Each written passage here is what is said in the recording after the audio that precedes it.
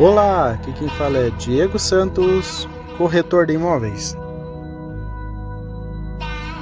Residencial Morada do Bosque. Empreendimento com 5 pavimentos e vagas de garagem coberta.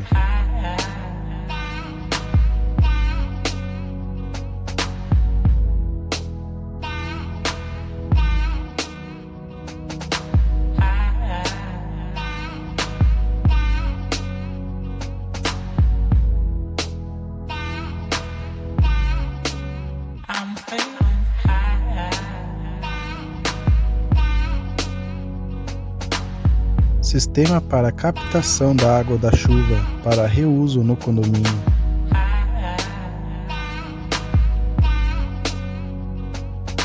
Rampa de acesso para cadeirante.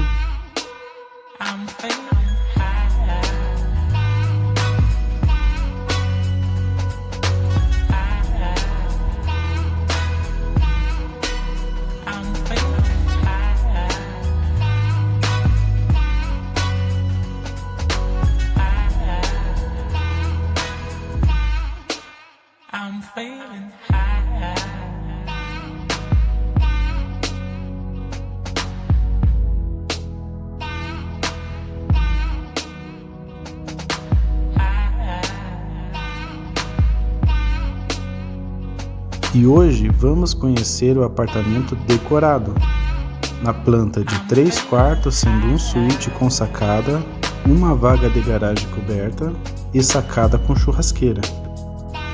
Caso tenha interesse, esta unidade está à venda, com tudo o que você vê nesse vídeo, podendo adicionar mais uma vaga de garagem coberta.